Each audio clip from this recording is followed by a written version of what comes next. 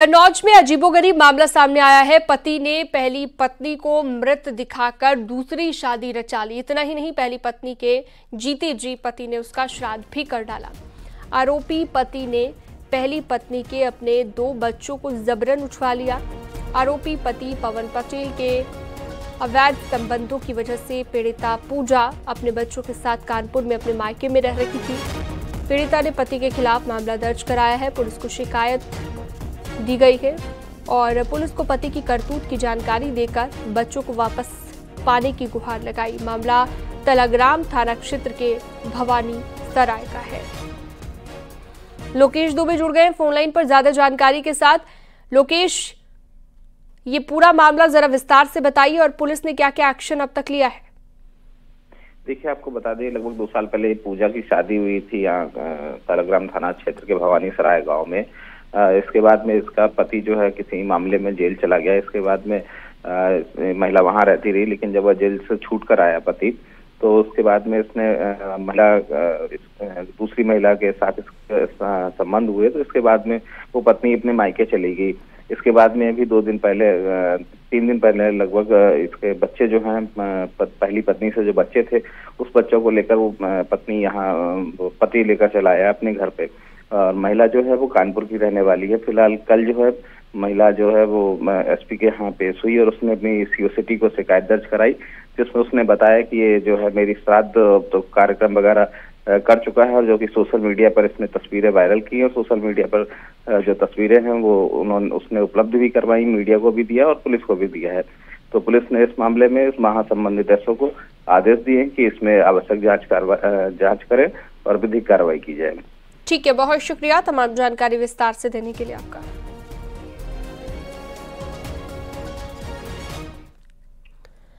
अंबेडकर नगर में जुए के अड्डे पर पुलिस ने छापेमारी की है। पुलिस ने 9 लोगों को गिरफ्तार किया, जबकि कई आरोपी मौके से फरार हो गए। मौके से करीब 43 लाख रुपए कैश बरामद हुआ है। अकबरपुर कोतवाली के भिखारीपुर में चल रहा था जुआ, जहां से ये बरामदगी हुई है।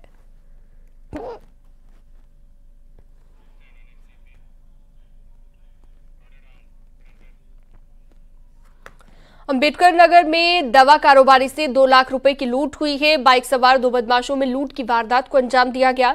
वारदात उस वक्त हुई जब दवा कारोबारी मेडिकल एजेंसी बंद कर घर जा रहा था। घर से कुछ दूरी पर बदमाशों ने मारपीट कर करीब 2 लाख रुपए लूट लिए। घटना अकबरपुर कोतवाली क्षेत्र के शहजादपुर कृष्णा नगर कॉलोनी की है। पुलिस आरोपियों की जांच पड़ताल में तलाश में जुट गई है।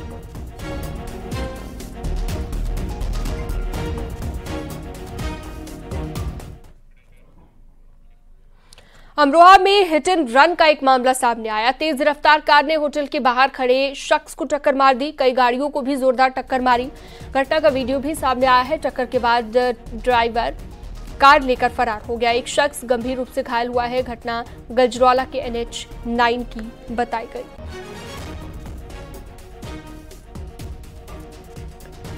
तो बड़ी खबर इस वक्त हम आपको दे रहे हैं, जहां पर हादसे में शख्स गंभीर रूप से घायल हुआ है। कई गाड़ियों को टक्कर मारी गई थी।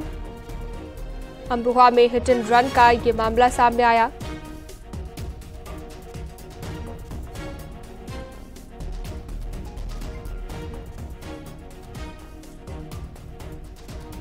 तो हादसे में शख्स गंभीर रूप से घायल हुआ है। तस्वीर भी आप देख सकते हैं, सीसीटीवी में तस्वीर कैद हुई है।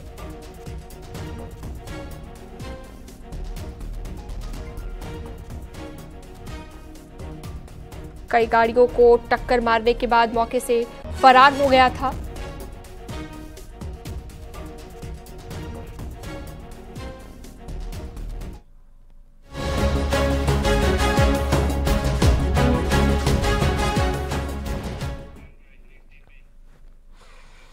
और हरदोई से एक अजीबोगरीब मामला सामने आया है। पीड़ित का आरोप है कि वो अपनी भैंस चोरी की रिपोर्ट लिखवाने टडियावा थाने पहुंचा, तो वहां पर उससे भैंस का ही आधार कार्ड मांग लिया गया, परिचय पत्र मांग लिया गया। पुलिस ने आरोपों को निराधार बताया है। पीड़ित ने बताया कि घर के पास टीन शेड है, यहां पर बंधी हुई उसकी भैंस को 20 अक्टूबर की रात चोर खोल कर ले गए। काफी खोजबीन के बाद जब पता नहीं चला तो उसने हरिहरपुर पुलिस चौकी पर प्रार्थना पत्र दिया। चौकी इंचार्ज ने प्रार्थना पत्र लेने से इनकार कर दिया। फिर वो टडियावा थाना गया। पुलिसकर्मी ने बताया कि पहले भैंस का परिचय पत्र और आधार कार्ड लाइए, तब जाकर रिपोर्ट होगी।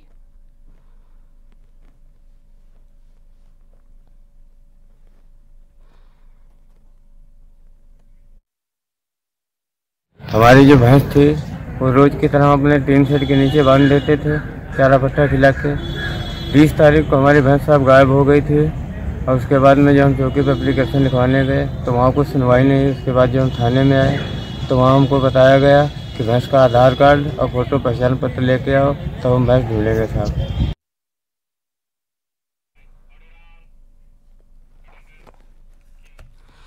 यूपी में विधानसभा उपचुनाव के लिए आज नामांकन का आखिरी दिन है। एनडीए, एसपी और बीएसपी ने अपने प्रत्याशियों का ऐलान कर दिया है। एनडीए गठबंधन में बीजेपी ने 8 और आरएलडी ने 1 सीट पर अपना प्रत्याशी घोषित किया है। आज एनडीए के सभी प्रत्याशी नामांकन भरेंगे। इंडिया गठबंधन के तहत कांग्रेस अब समाजवादी पार्टी के लिए सिर्फ प्रचार करेगी। कांग्रेस ने अपने किसी कैंडिडेट को चुनाव में नहीं उतारा है।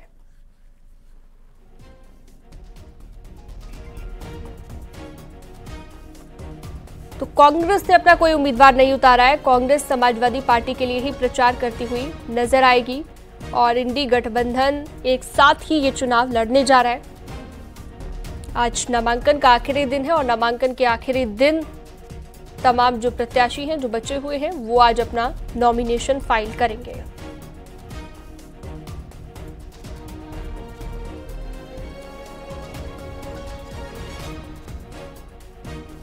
तो कौन कौन चुनावी मैदान में है वो भी हम आपको बता रहे हैं। खैर विधानसभा का आपने देखा, गाजियाबाद विधानसभा में संजीव शर्मा और सिंह राज जाटव आमने सामने हैं। इसके अलावा करहल विधानसभा की अगर बात करें तो यहाँ पर अनुजेश प्रताप यादव को भारतीय जनता पार्टी ने उतारा है। तेज प्रताप यादव यहाँ पर समाजवादी पार्टी की ओर से हैं। तो करहल विधानसभा में भी काफी दिलचस्प जंग है। उपचुनाव का संग्राम और भी ज्यादा दिलचस्प हो गया है जब कल बीजेपी ने अपने उम्मीदवारों के नाम का भी ऐलान कर दिया। कल 7 कैंडिडेट्स की लिस्ट बीजेपी ने जारी की और 2 सीटें, जिनमें से एक निषाद पार्टी और एक आरएलडी चुनाव लड़ने जा रही है, वो नाम भी फाइनल हो चुके हैं। हालांकि कांग्रेस की बात करें तो कांग्रेस ने अपना कोई उम्मीदवार नहीं उतारा है, क्योंकि इस चुनाव में समाजवादी पार्टी को ही कांग्रेस समर्थन करती हुई नजर आएगी। तो फिलहाल कुछ ग्राफिक्स भी हैं आपकी स्क्रीन पर। सीसामऊ विधानसभा की बात करें, सुरेश अवस्थी और नसीम सोलंकी आमने सामने हैं सीसामऊ विधानसभा में। तो पहले के मुकाबले और ज्यादा दिलचस्प हो गया है चुनाव। बीएसपी की बात करें तो 8 सीटों पर बीएसपी ने भी अपने उम्मीदवार उतारे हैं।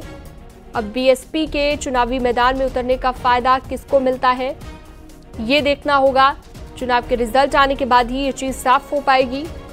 बीजेपी और समाजवादी पार्टी के प्रत्याशी आज नामांकन भरने वाले हैं। चूंकि आज नामांकन का आखिरी दिन है तो अपना नॉमिनेशन फाइल करने के लिए तमाम प्रत्याशी पहुंचेंगे।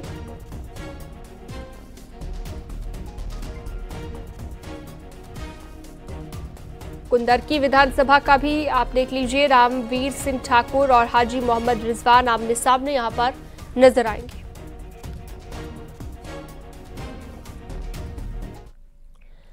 विधानसभा उपचुनाव में बीजेपी ने करहल सीट पर बड़ा दांव चला है। इस सीट पर पार्टी ने अनुजेश यादव को उम्मीदवार बनाया है। अनुजेश यादव एसपी अध्यक्ष अखिलेश यादव के बहनोई हैं। ऐसे में इस सीट पर चुनावी लड़ाई दिलचस्प हो गई है।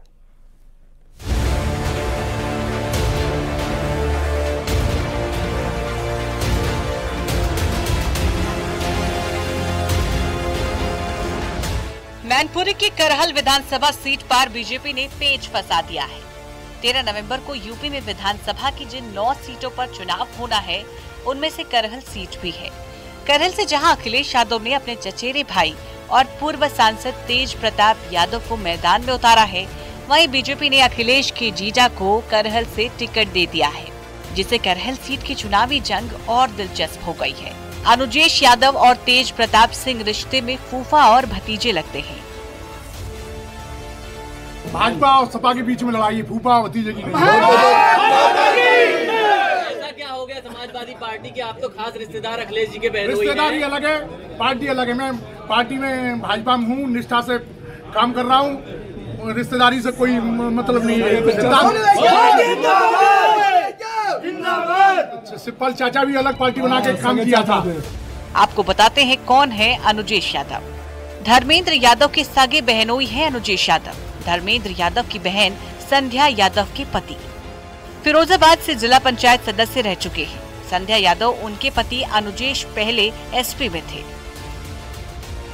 बीजेपी उम्मीदवार अनुजेश यादव का समाजवादी पार्टी के संरक्षक मुलायम सिंह यादव के परिवार से गहरा संबंध रहा है।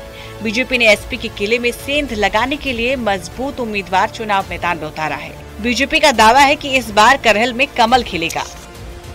हम लोगों ने आपस में बातचीत करके निर्णय किया है, हमारे यहाँ परंपरा है, और अनुजेश हमारे साथ पार्टी से लंबे समय से जुड़े रहे हैं, जिला पंचायत अध्यक्ष भी रहे हैं, और मुझे विश्वास है कि आपके निश्चित रूप से करहल में परिवर्तन आपको देखने मिलेगा। करहल विधानसभा सीट पर उपचुनाव के लिए अखिलेश यादव ने अपने चचेरे भाई और पूर्व सांसद तेज प्रताप यादव को मैदान में उतारा है। तेज प्रताप यादव के नामांकन के दौरान सेफई परिवार की एकता भी दिखी थी। तेज प्रताप के नामांकन में अखिलेश यादव, एसपी सांसद डिम्पल यादव, एसपी के राष्ट्रीय महासचिव प्रोफेसर रामगोपाल यादव, शिवपाल यादव, आदित्य यादव और अखिलेश यादव की बेटी आदित्य यादव भी नजर आई थी। इस मौके पर तेज प्रताप यादव ने कहा कि करहल से उनके परिवार का कई पीढ़ियों से जुड़ाव है और वो शानदार तरीके से जीत हासिल करेंगे।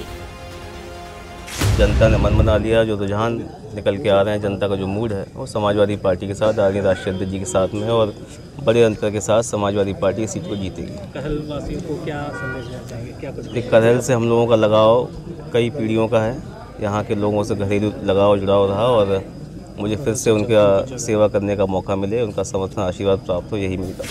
भारतीय जनता पार्टी की करहल सीट से उम्मीदवार अनुजेश यादव मुलायम सिंह यादव की भतीजी संध्या यादव के पति हैं। संध्या यादव आजमगढ़ सांसद धर्मेंद्र यादव की बहन है।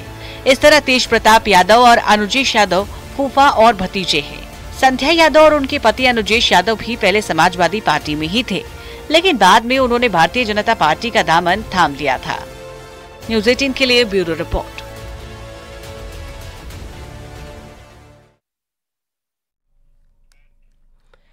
विधानसभा उपचुनाव को लेकर निषाद पार्टी के अध्यक्ष ने बुलाई अहम बैठक और उपचुनाव पर निषाद पार्टी की राज्य कोर कमेटी की बैठक अब जारी है। अब से थोड़ी ही देर के बाद निषाद पार्टी के अध्यक्ष डॉक्टर संजय निषाद मीडिया से बातचीत करेंगे। संजय निषाद के साथ डिप्टी सीएम ब्रजेश पाठक भी प्रेस कॉन्फ्रेंस में मौजूद रहेंगे।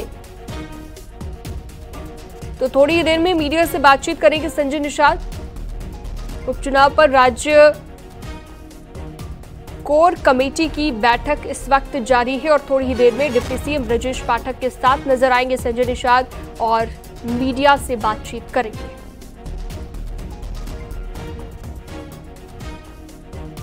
वक्त मैं निषाद पार्टी के मुख्यालय पर खड़ा हूं, जहां पर बीजेपी के समर्थन में ये पोस्टर लगाया गया है जिस पर लिखा है कि 27 के खेवनहार निषाद पार्टी। डॉक्टर संजय कुमार निषाद के नाम से ये पोस्टर लगाया गया है और साफ उसमें कहीं ना कहीं एक बड़ा संदेश दिया गया है कि भले ही टिकट न मिला हो लेकिन निषाद पार्टी बीजेपी के साथ ही रहेगी और 27 में भी मिलकर चुनाव लड़ेगी। इस दौरान निषाद पार्टी ने इस उपचुनाव में बीजेपी की जीत के लिए एक अहम कोर कमेटी की बैठक बुलाई है। इस वक्त मैं निषाद पार्टी के मुख्यालय पर खड़ा हूं, जहां पर मैं आपको दिखाऊंगा कि इस कोर कमेटी बैठक के बाद एक अहम प्रेस कॉन्फ्रेंस की जाएगी जिसमें इस बात का ऐलान किया जाएगा कि भले ही इस विधानसभा उपचुनाव में निषाद पार्टी को टिकट न मिला हो लेकिन बीजेपी और निषाद पार्टी एक साथ ही चुनाव लड़ते हुए नजर आएगी। आप देख सकते हैं कि इस बैठक के बाद करीब 9:30 बजे डिप्टी सीएम ब्रजेश पाठक के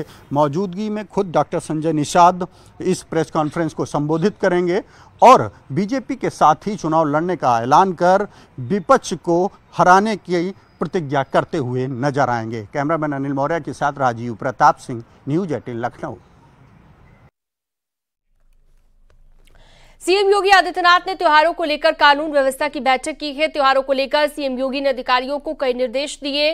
प्रदेश में 28 अक्टूबर से 15 नवंबर तक 24 घंटे बिजली आपूर्ति की जाए। पावर कॉर्पोरेशन इसको लेकर पूरी तैयारी कर ले।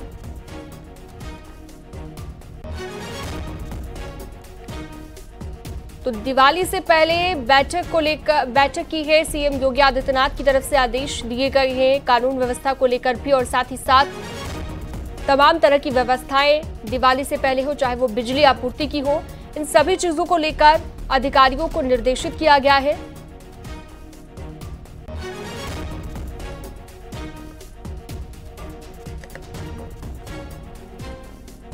तो त्योहारों को लेकर सीएम ने आदेश जारी किए हैं। 28 से 15 नवंबर तक 24 घंटे बिजली सप्लाई होगी।